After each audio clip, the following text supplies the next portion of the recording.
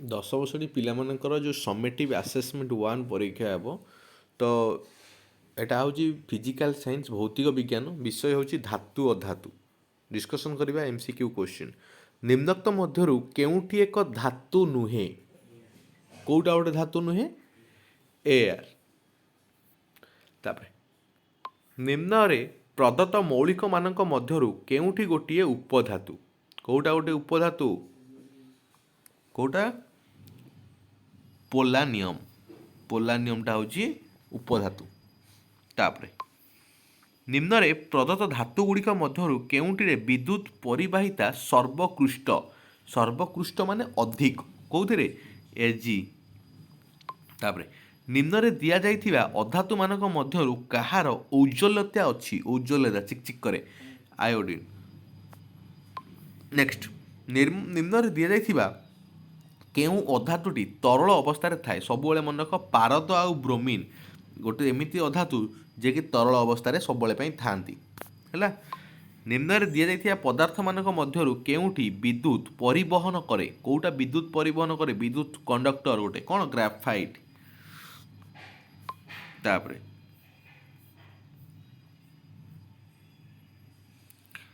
7 number question जीवा निम्न रे धातु मानक मध्यरु केउठीर गळानांक सर्वनिम्न अटे कहार गळनांक हाँ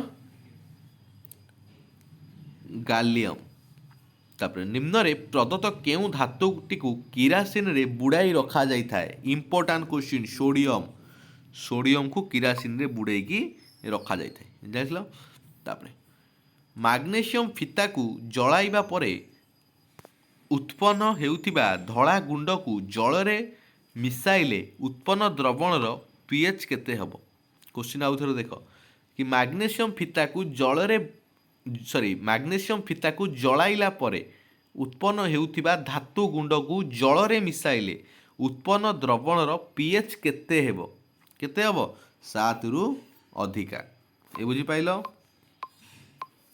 तापरे निम्न रे प्रदत्त धातु मानक मध्यरु केउटी सर्वाधिक नमनीयता विशिष्ट कहार सर्वाधिक नमनीयता अछि कहार अछि सुनार तापरे केउ धातुटी उच्च तापमात्रा रे मध्य अम्लजान सह प्रतिक्रिया करे नाही किए रूपा तापरे सिनाबार केउ धातुर धातुपिंड अटे कहार पारदर तापरे 13 नंबर क्वेश्चन को जीवा केउठी एम्पोटरिक ऑक्साइड इंपोर्टेंट क्वेश्चन परीक्षा बारंबार आसी बाबा कौन Al2O3 गोटिए मौलिक अम्लजान सह प्रतिक्रिया करी उच्च गलनांक विशिष्ट यौगिक सृष्टि करे एवं ताहा जल रे द्रवणीय अटे तेबे उक्त मौलिकटीर कौन होइपारे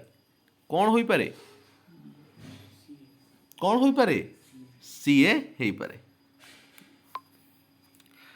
केउ धातु को बाहर रखीदेले से निया लगी जाए इंपोर्टेंट क्वेश्चन परीक्षा बारंबार आसची कोटा पोटासियम को बाहर रखिले निया लगी जीवो इंपोर्टेंट क्वेश्चन तापरे एनोडाइजिंग प्रणाली दे केउ धातव ऑक्साइड रो प्रलेप दिया जाए केउ धातव ऑक्साइड एल्युमिनियम कोटा एल्युमिनियम तापरे निम्नलिखित मध्यरु केउ धातु दुईटी लघु नाइट्रिक अम्ल सह प्रतिक्रिया करी उद्जान गैस निर्गत करे कोटा कौन एमजी आउ एमएन तापरे एल जेडएन एफईओएमजी रो प्रतिक्रियाशीलतार केउठी सठिक क्रम अटे केउठी एमजीटा ग्रेटर देन हबो एलटा ग्रेटर देन हबो जेडएन ग्रेटर देन हबो एफई एटा होची तार सठिक क्रम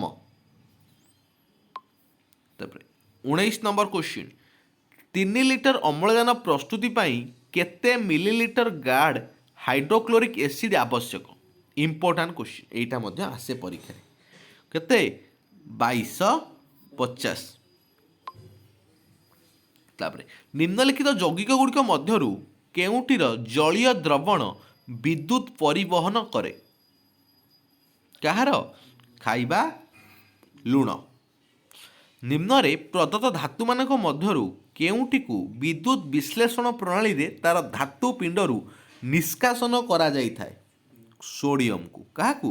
ସୋଡ଼ିୟମ। ତାପରେ ନିମ୍ନଲିଖିତ ଧାତୁମାନଙ୍କ ମଧ୍ୟରୁ କେଉଁଟି ପ୍ରକୃତିରେ ମୁକ୍ତ ଭାବରେ ମିଳିଥାଏ? ମୁକ୍ତ ଭାବରେ କେଉଁଟା ମିଳେ? ପିଟି ମିଳେ। ହେଲା। ନିମ୍ନୋକ୍ତ କେଉଁ ଧାତୁପିଣ୍ଡ ପାଇଁ ରୋଷ୍ଟିଂ ପ୍ରଣାଳୀ ବ୍ୟବହାର କରାଯାଇଥାଏ? এই কোশ্ଚିନ୍ ମଧ୍ୟ ଇମ୍ପୋର୍ଟାଣ୍ଟ କୋଶ୍ଚିନ୍ ଜେଡେନ୍ଏସ୍। ହେଲା।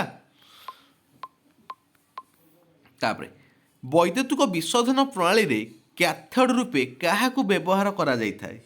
କାହାକୁ କ୍ୟାଥୋଡ୍ ରୂପେ? ବିଶୁଦ୍ଧ ଧାତୁର ପତଳା ପାତ। ଏ ବୁଝିପାରିଲ? ତାପରେ 25 ନମ୍ବର କୋଶ୍ଚିନ୍କୁ ଯିବା।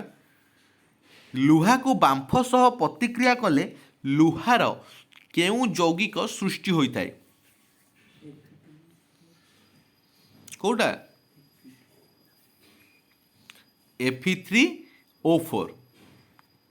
ତାପରେ ସୀମିତ ପରିମାଣ ବାୟୁରେ କାର୍ବୋନେଟ୍ ଧାତୁପିଣ୍ଡକୁ ଉତ୍ତପ୍ତ କଲେ ଅକ୍ସାଇଡ୍ରେ ପରିଣତ ହେବାକୁ କ'ଣ କୁହାଯାଏ? କ'ଣ କୁହାଯାଏ? କାଲସିନେସନ୍ କୁହାଯାଏ। ତାପରେ 10 ଗ୍ରାମ ସୁନାରୁ ପ୍ରାୟ କେତେ ଦୈର୍ଘ୍ୟର ତାର ଟଣାଯାଇପାରିବ? এই କୋଶ୍ଚିନ୍ଟି ମଧ୍ୟ ବାରମ୍ବାର ପରୀକ୍ଷାରେ ଆସିଛି। କେତେ ତାର ଟଣାଯାଇପାରିବ? 20 କିଲୋମିଟର। ନିମ୍ନଲିଖିତ ମଧ୍ୟରୁ କେଉଁଟି ବିଦ୍ୟୁତ ସଂଯୋଜ୍ୟ ଯୌଗିକ? କୋଉଟା? CaO। ହେଲା। ଡିଟା 28 ନମ୍ବର ହେବ ଆନ୍ସର ଡି। ତାପରେ 29 ନମ୍ବର ସୋଡ଼ିୟମ ଜିଙ୍କେଟ୍ର ଅଣୁ ସଂକେତ କ'ଣ? ସୋଡ଼ିୟମ ଜିଙ୍କେଟ୍ର ଅଣୁ ସଂକେତ କ'ଣ? Na2ZnO2। Na2ZnO2। ଯେଉଁ ଖଣିଜ ପଦାର୍ଥରୁ ଧାତୁ ନିଷ୍କାସନ ଲାଭଜନକ ହୋଇଥାଏ ତାହାକୁ କ'ଣ କୁହାଯାଏ? ତାକୁ ଧାତୁ ପିଣ୍ଡ ବା ଓର୍ ବୋଲି କୁହାଯାଏ। କେଉଁ ଧାତୁ ଉପରେ ସରାଙ୍କି ଅକ୍ସାଇଡ୍ ସ୍ତର ସୃଷ୍ଟି ହୁଏ ନାହିଁ? କେଉଁଥିରେ ହୁଏନି? ଏଜିରେ। ହେଲା। ଏଜିରେ ହୋଇଥାଏ। ତାପରେ 32 ନମ୍ବର କ୍ୱେଶ୍ଚିନ୍ କ୍ଷାର ଧାତୁମାନଙ୍କର କେଉଁଠି ଗୁଣ ନୁହେଁ? କେଉଁଟା ଆଦ୍ରୁ ଗୁଣ ନୁହେଁ? କମ୍ ପ୍ରତିକ୍ରିୟାଶୀଳ। ସି। କେଉଁ ଧାତୁ ଦ୍ୱୟର ତାପ ପରିବହନ କ୍ଷମତା ସର୍ବାଧିକ? କେଉଁ ଧାତୁର? କେଉଁ ଧାତୁର? ରୂପା ଆଉ ତମ୍ଭା। କେଉଁ ଯୋଡ଼ା ଧାତୁ ଉଭୟ ଅମ୍ଳ ଓ କ୍ଷାର ସହିତ ପ୍ରତିକ୍ରିୟା କରି H2 ଗ୍ୟାସ୍ ଉତ୍ପନ୍ନ କରନ୍ତି? କିଏ କରେ? Al ଓ Zn। ତାପରେ 200 ମିଲିଲିଟର ଗାଢ଼ ନାଇଟ୍ରିକ୍ ଏସିଡ୍ ସହିତ 1000 ମିଲିଲିଟର ଗାଢ଼ ହାଇଡ୍ରୋକ୍ଲୋରିକ୍ ଏସିଡ୍ ମିଶାଇଲେ କେତେ ମିଲିଲିଟର ଅମ୍ଳରାଜ ପ୍ରସ୍ତୁତ ହେବ? କେତେ? 800। ତାପରେ ଅଧିକ ପ୍ରତିକ୍ରିୟାଶୀଳ ଧାତୁକୁ ସାଧାରଣତଃ କେଉଁ ଉପାୟରେ ନିଷ୍କାସନ କରାଯାଇଥାଏ? କ'ଣ? ବିଦ୍ୟୁତ ବିଶ୍ଳେଷଣ ପଦ୍ଧତିରେ। ହେଲା। 37 ନମ୍ବରକୁ ଯିବା। ରେଳ ଧାରଣା ଯୋଡ଼ିବା କିମ୍ବା ଫାଟି ଯାଇଥିବା ଯନ୍ତ୍ରାଂଶ ଗୁଡ଼ିକୁ ଯୋଡ଼ିବା ପାଇଁ କେଉଁ କେଉଁ ରାସାୟନିକ ପ୍ରତିକ୍ରିୟାକୁ ବ୍ୟବହାର କରାଯାଏ? ଥର୍ମିଟ୍ ପ୍ରଣାଳୀ। ହେଲା। ଥର୍ମିଟ୍ ପ୍ରଣାଳୀ ବ୍ୟବହାର କରାଯାଏ। କେଉଁ ରାସାୟନିକ ବନ୍ଧ ଥିବା ଯୌଗିକ ଗୁଡ଼ିକର ଗଳନାଙ୍କ ଓ ସ୍ଫୁଟନାଙ୍କ ଉଚ୍ଚ ଅଟେ? କ'ଣ? ବିଦ୍ୟୁତ ସଂଯୋଜ୍ୟ ବନ୍ଧ। 39 ନମ୍ବର କ୍ୱେଶ୍ଚିନ୍ ସାଧାରଣତଃ ନୋବେଲ ଗ୍ୟାସ୍ ଗୁଡ଼ିକର ବାହ୍ୟତମ କକ୍ଷରେ କେତୋଟି ଇଲେକ୍ଟ୍ରନ୍ ଥାଏ? Important question. କେତୋଟି ଥାଏ? 8ଟି ଥାଏ। ତାପରେ K2L7 କେଉଁ ମୌଳିକର ଇଲେକ୍ଟ୍ରନ୍ ସଂରଚନା? କେଉଁଟାର? ଫ୍ଲୋରିନ୍ର। ହେଲା। 41 ନମ୍ବର କ୍ୱେଶ୍ଚିନ୍ କେଉଁ ଧାତୁ କେବଳ ଗରମ ଜଳରେ ରାସାୟନିକ ପ୍ରତିକ୍ରିୟା କରେ? ଗରମ ଜଳରେ କେବଳ କ'ଣ? ଲୁହା। ତାପରେ 6 ଲିଟର ଗାଢ଼ ହାଇଡ୍ରୋକ୍ଲୋରିକ୍ ଏସିଡ୍ରେ 5 ଲିଟର ଗାଢ଼ ନାଇଟ୍ରିକ୍ ଏସିଡ୍ ମିଶାଇଲେ କେତେ ଲିଟର ଆକ୍ୱାରେଜିକ୍ ପ୍ରସ୍ତୁତ ହେବ? କେତେ ଲିଟର ହେବ? 8 ଲିଟର। 3 ଭାଗ ଗାଢ଼ ହାଇଡ୍ରୋକ୍ଲୋରିକ୍ ଏସିଡ୍ ଓ 1 ଭାଗ ଗାଢ଼ ନାଇଟ୍ରିକ୍ ଏସିଡ୍ର ମିଶ୍ରଣକୁ କ'ଣ କୁହାଯାଏ? कौन कुआ जाए आक्वा रेजिया। सुना रूपा आदि को अलंकार प्रस्तुति ପାଇଁ ବ୍ୟବହାର କରାଯାଏ କାହିଁକି? କାହିଁକି ବ୍ୟବହାର କରାଯାଏ? ଏମାନେ ସର୍ବାଧିକ ଉଜ୍ଜଳ ତନ୍ୟ ଓ କମ୍ ପ୍ରତିକ୍ରିୟାଶୀଳ ହେତୁ। 45 ନମ୍ବର କ୍ୱେଶ୍ଚିନ୍ ଆୟନିକ ଯୌଗିକ ଗୁଡ଼ିକର ଗଳନାଙ୍କ ଓ ସ୍ଫୁଟନାଙ୍କ ଉଚ୍ଚ କାହିଁକି? କ'ଣ ପାଇଁ ଏହାର ଉଚ୍ଚ? କାହିଁକି ନା ଶକ୍ତ ଅନ୍ତଃ ଆୟନିକ ଆକର୍ଷଣ ବଳ ଥିବାରୁ। କ'ଣ ଶକ୍ତ ଅନ୍ତ ଆୟନିକ ଆକର୍ଷଣ ବଳ ଥିବାରୁ। ତାପରେ ଏନୋଡ କର୍ଦ୍ଦମ କ'ଣ? ଇମ୍ପୋର୍ଟାଣ୍ଟ କ୍ୱେଶ୍ଚିନ୍ ପରୀକ୍ଷାରେ ବାରମ୍ବାର ଆସିଛି। କ'ଣ ଏଇଟା? ଏନୋଡ କର୍ଦ୍ଦମ ଏନୋଡ ଠାରେ ଜମୁଥିବା ଅଦ୍ରବଣୀୟ ଅପଦ୍ରବକୁ ହେଲା ଏନୋଡ କର୍ଦ୍ଦମ କୁହାଯାଏ। ତାପରେ ରୋଷ୍ଟିଂ କ'ଣ? ଇମ୍ପୋର୍ଟାଣ୍ଟ କ୍ୱେଶ୍ଚିନ୍ ସେତେବେଳେ ଆମେ ଡିସ୍କସନ୍ କରିଥିଲେ ବି। ରୋଷ୍ଟିଂ କ'ଣ? ରୋଷ୍ଟିଂ ହେଉଛି ବାୟୁର ଉପସ୍ଥିତିରେ ସଲଫାଇଡ୍ ଓରକୁ ଉତ୍ତପ୍ତ କରିବା ପଦ୍ଧତିକୁ ଆମେ ରୋଷ୍ଟିଂ ବୋଲି କହିବା। ତାପରେ 48 ନମ୍ବର କ୍ୱେଶ୍ଚିନ୍ ଗ୍ୟାଙ୍ଗ କ'ଣ? ଗ୍ୟାଙ୍ଗ କ'ଣ? ଗ୍ୟାଙ୍ଗ କ'ଣ? ଧାତୁ ପିଣ୍ଡରେ ଥିବା ଅଦ୍ରାବ୍ୟ ଅପଦ୍ରବ ହେଲା। ତାପରେ 49 ନମ୍ବର କ୍ୟାଲସିନେସନ୍ ପଦ୍ଧତି ଦର୍ଶାଉଥିବା ରାସାୟନିକ ସମୀକରଣଟି କ'ଣ? କ'ଣ ରାସାୟନିକ ସମୀକରଣ?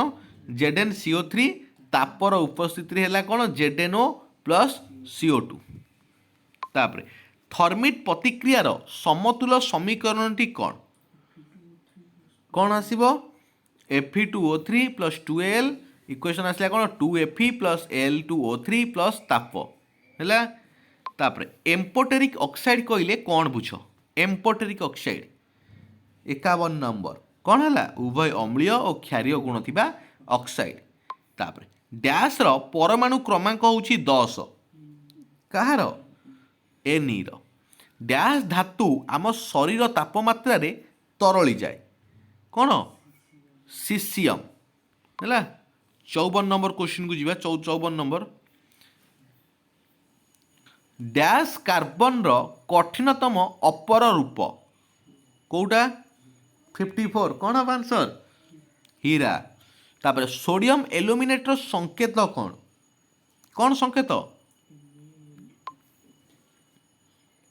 NaAlO2। ଡ୍ୟାସ୍ ଧାତୁର ଗୁଣ୍ଡକୁ ନିଆଁରେ ଛିଞ୍ଚିଦେଲେ ଖୁବ୍ ଶୀଘ୍ର ଜଳିଯାଏ। କେଉଁଟା? ଏଲୁମିନି ହେଲା। 56 ନମ୍ବର ହେଉଛି ଡି 56 ନମ୍ବର ହେଉଛି ଲୁହା ହେଲା। ତାପରେ ଏଲ୍ ହେଉଛି 283। ପିଟା କେତେ ହେବ? ପିଟା କେତେ ହେବ? 285। ZnO କାର୍ବନ ବିଜାରଣ MnO2 କ'ଣ? ଧାତବ ବିଜାରଣ। ତାପରେ କେଉଁ ରାସାୟନିକ ପ୍ରଣାଳୀ ବ୍ୟବହାର କରି ଧାତବ ଅକ୍ସାଇଡ୍ରୁ ଧାତୁ ନିଷ୍କାସନ କରାଯାଏ? କେଉଁଟା? ବିଜାରଣ। 60 ନମ୍ବର କ୍ୱେଶ୍ଚିନ୍ କେଉଁ ପଦାର୍ଥଟି ବିଦ୍ୟୁତ୍ ପରିବହନ କରେ ନାହିଁ? କେଉଁଟା ବିଦ୍ୟୁତ୍ ପରିବହନ କରେ ନାହିଁ? NaClS। ତ এইটা হচ্ছে 60টি যাক কোশ্চিন কু বারম্বার প্র্যাকটিস কর পরীক্ষার সিওর বঢ়িয়া মার্ক রহব। এই কোশ্চিন কু বহুত কিছু কোশ্চিন এর আসবার অছি।